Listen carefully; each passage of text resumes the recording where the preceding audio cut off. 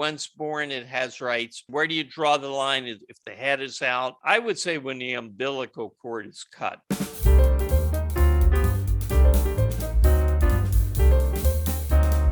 Our topic today is abortion is a right. So we have to begin by distinguishing rights in the political sense from rights in the moral sense. When I say abortion is a right, is not to say that it's necessarily the right thing to do for a person who wants to abort. It is to say that the person should be the one who, the mother should be the one who decides and should not be interfered with by the government. So there are things that would be immoral that you have a right to do. For example, to take drugs, or even worse, to advocate socialism. You have a legal, political right to do that. The government cannot interfere with you properly. Today it does. It does interfere with you if you want to take drugs. And that's why we have the crime problem that we do. So you have a legal, political right to be rude, take drugs, advocate socialism. Where does it stop? You don't have a right to violate the rights of others. The question is, how do you define that? Are you violating the rights of some entity when you, or not you, but a woman, a mother to be, is she violating the rights of the baby to be, maybe you want to call it that she's carrying? I don't want to call it that, but there I did it. So what are legal political rights? What are individual rights as opposed to what is morally right? The source of political rights is morality. It is not God. Rights are not a gift from God, which would be pretty tough if they were, because there is no God. So we would have no rights. It's not that you have a human shape. It's not, as some animal rights people, which is an oxymoron, state, the ability to experience pain gives you rights. No, it's morality that gives you rights. And the only consistent morality is the morality of egoism. Rights are moral principles saying who should have the choice. Should you choose whether you take drugs, whether you're obnoxious, whether you advocate socialism? Or should some other person or some entity like the government make that choice and enforce it on you? So rights concern who is the proper one to choose and act on his choice. Only if you believe your life is your own to live can you maintain that you exist by right, that you have a right to your life. All the other rights, such as the right to the pursuit of happiness, the right to property, the right to liberty, depend upon and are expressions of the fundamental right, which is the right to live your life as you see fit, with the proviso that you don't interfere with other people living their lives as they see fit. If your life is your ultimate, highest sacred value, how do you achieve it? How do you survive? By reason. There's no other way to survive by reason. If you want to live, if your life is your own and you want to live it, you have to use your mind. You have to be awake. You have to be aware. You have to think. And that is how a human being survives. Reason is our means of survival, our basic means of survival. Reason is not automatic. The use of reason is not automatic. Thinking doesn't happen just by being awake. Since it's up to you whether you think or not to think, the question comes up, well, do other people have an input here? They can give you material for you to either think about or veg out, space out, and not think about. What I'm saying now, you can pay attention or evade it, drift. Let your mind go, think about something more immediately interesting to you. I don't know what that could be. Basically, you are independent of other people metaphysically, meaning by the nature of existence as such. Your brain is under your control, not anyone else's. Parents, priests, teachers, media experts, gurus on the web, even me, do not implant ideas in your brain. You have to accept them. You accept them either actively because you see why they're true or why they're false and you reject them, or passively. It feels good, sounds right. Yeah, okay, I go along. That's up to you. But there's one thing that can stop your control over your mind, that can interrupt it, and that's the laying on of hands. I can bash your skull in, I can kill you. And you have you go out of existence. You have no control of your mind. I can point a gun at you and threaten to kill you and stop you from acting on the basis of your thinking. I can make your thinking irrelevant. I can make it a game instead of real thought.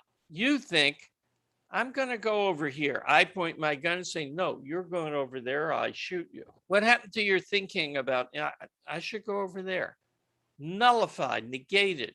Physical force can stop the mind. Physical force is the only thing that can interrupt the connection between your control over your brain and your actions in the world.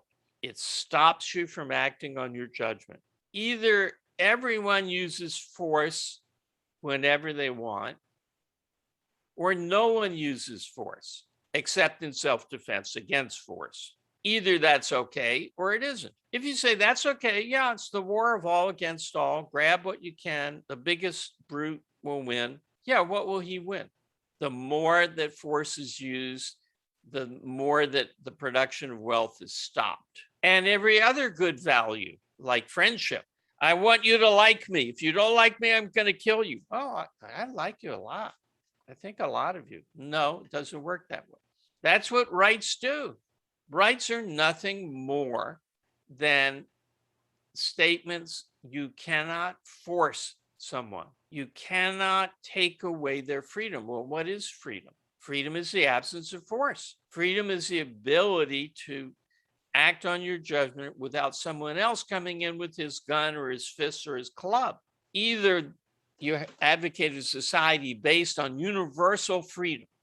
Everybody can act peacefully.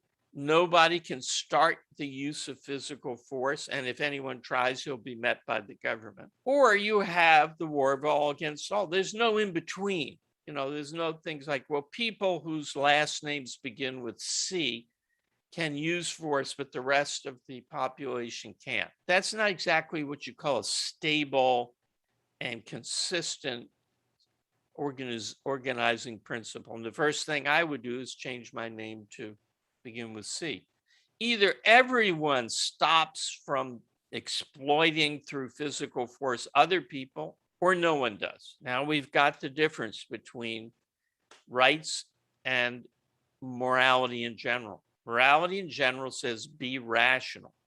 Rights say don't use force on others, except in retaliation and self-defense. You should be the one to choose. No one can force you to submit to their will. So what about abortion? Is there a right to abortion? Well, there's no right to murder. That's what I was saying. There's no right to initiate force. So it comes down to what is the entity in question? What is the fetus? What is the other entity, the woman? The relationship is one of them is an undeveloped thing inside the body of the other, who is a developed whole human being, the woman.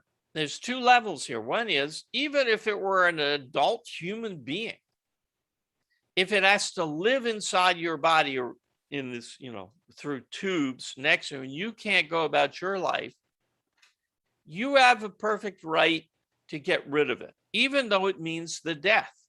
It's not your fault that it means the death. The basic answer to the claim that the woman has to have the pregnancy, has to bring it to term, has to raise the children, the basic premise of that is she has no right to live her own life. In principle, a part of her body, which is what this thing is, has no rights and cannot, no one on its behalf, so to speak, can demand that she carry it to term if there's an easy way for her to abort it. In arguments about abortion, it's important to get rid of the mystical element. It's important to get rid of the soul. Well, this is a person in there who's like me, thinking and conscious and so forth. So if the person says, no, you don't have the right to abort a fertilized egg, I can only see a mystical religious source for that. I don't think there can be any point in arguing, well, what happens at birth that makes you say once born it has rights, but 30 seconds later, prior to that, it didn't, when it was just emerging? And where do you draw the line? If the head is out, does it have rights? I would say when the umbilical cord is cut. And religious people believe that the soul enters fertilized egg. Just crazy superstitious nonsense. If you want to maintain that, I'm not even going to discuss it. Let's take, a few months in, and people have seen pictures of things that look, pretty human, and ask, can you abort this? There we draw upon this, I draw upon, and Ayn Rand drew upon, the second major distinction. The first major distinction was you can have a right to do something that you shouldn't do. So there can be times when you shouldn't abort, but you have the right to do it. The government can't stop you. The second major distinction is between the potential and the actual. An acorn has the potential to grow into an oak tree. Things can do things that they're not doing at present, but it isn't an oak tree. And the fetus is not a person. Take the late-term fetus that is not a lot different from the born baby in structure. Looks pretty much like the baby that's going to be born. Take that and imagine that it's going to come out of the womb, but it's never going to change. That potential is not there for this damaged thing. It's always going to be that fetus. It's never going to be able to sit up. It's never going to be able to talk. It's never going to be able to stand. It's never going to be able to digest its own food. Would that thing have rights? Is that a human being? People are sympathetic to stopping abortions and saying it's murder because they run the movie ahead in their minds. They see in the fetus the boy or girl that is to be, but it isn't to be if you abort it. It's not there. The acorn is not an oak tree. When they talk about an unborn child, that's a contradiction. Do they view themselves as undead corpses? They are going to die and become corpses. So can we cremate them now? What will happen in development if things are allowed to continue is not what is now. And what is now is not a person.